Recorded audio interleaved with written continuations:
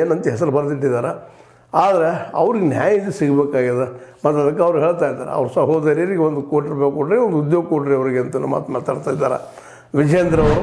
ಅದಕ್ಕೆ ಈಗಾಗಲೇ 10 ಲಕ್ಷ ರೂಪಾಯಿ ಕೊಟ್ಟಿದ್ದೀವಿ ಅಂತ ಇವರು ಹೇಗೆ ಕೊಟ್ಟಿದ್ದಾರೆ. ಆ ಕುಟುಂಬಕ್ಕೆ ಒಂದು ಉದ್ಯೋಗ ಕೊಡ್ತೀನಿ ಅನ್ನೋ ಮಾತು ಭರವಸೆನೂ ಕೊಟ್ಟಿದ್ದಾರೆ.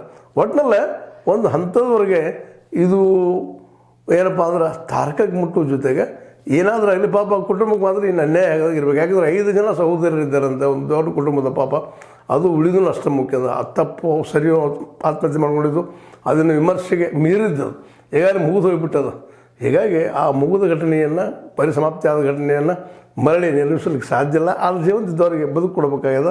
ಮತ್ತು ಇದರಲ್ಲಿ ನಿಜವಾಗಿ ಪ್ರಿಯಾಂಕಾ ಖರ್ಗೆ ಅವ್ರ ಕೈ ಇದ್ದರೆ, ಹಸ್ತಕ್ಷೇಪ ಇದ್ದರೆ, ಅಥವಾ ಇದು ಏನು ಕಾಂಟ್ರಾಕ್ಟದ್ದು ದುಡ್ಡಿನ ವ್ಯವಹಾರ ಇತ್ತಪ್ಪ ಅಂತಂದ್ರೆ ಅದು ಅವರಿಗೆ ಇದು ಒಂದು ರೀತಿಯಿಂದ ಶಿಕ್ಷೆ ಆಗಲೇಬೇಕಪ್ಪ ಅಂತ. ಯಾರ್ಯಾದರೂ ಆದರೂ ತಪ್ಪು ಮಾಡಿದ್ರೆ ಶಿಕ್ಷೆ ಆಗಲಿ. ಖರ್ಗೆ ಅವರಿರಲಿ, ಬೇಡ ಅವರು ರಾಜು ಕಪೂರ್ ಅವರಿರಲಿ, ಕಪ್ಪನೂರು ಅವರಿರಲಿ, ಅದು ಇನ್ನುಳಿದ 5 ಜನ ಇರಲಿ, ಇವರು ಈ ಸಾವಿಗೆ ಕಾರಣ ಅಂತೇಳಿ ಈಗ ತುರ್ತು ಮಟ್ಟಿಗೆ ಅನ್ನಿಸ್ತದೆ. ಇನ್ನೇನು ತನಿಖೆ ಆದ್ಮೇಲೆ ಗೊತ್ತಾಗುವಂಥದ್ದು. CID ಅಂತ ಆಲ್ರೆಡಿ ಕರ್ನಾಟಕ ಸರ್ಕಾರ ಇದ್ದು ಒಪ್ಪಿಕೊಟ್ಟದ್ದು. ಇನ್ನು CBIಗೆ ಸ್ಟೇಟ್ ಗೌರ್ಮೆಂಟ್ ಒಪ್ಪಿಕೊಡ್ಬೇಕಾಗ್ತದೆ. ಅದು ಎಷ್ಟರ ಮಟ್ಟಿಗೆ ಅವ್ರು ಒಪ್ತಾರೋ ಅನ್ನೋದು ಸಹಿತ ಅಷ್ಟೇ ಪ್ರಶ್ನೆ ಅದ.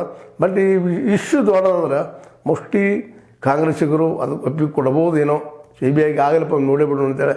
ಯಾಕಂದರೆ KJ ಜಾರ್ಜ್ ಅವ್ರ ವಿಷಯದಲ್ಲಿ ಗಣಪತಿ ಭಟ್ರ ಒಂದೇನು ಕೊಲೆ ಆಗಿತ್ತು ಅಥವಾ ಅವರು ಸತ್ತಿದ್ರು, ಆತ್ಮಹತ್ಯೆ ಮಾಡ್ಕೊಂಡಿದ್ರು.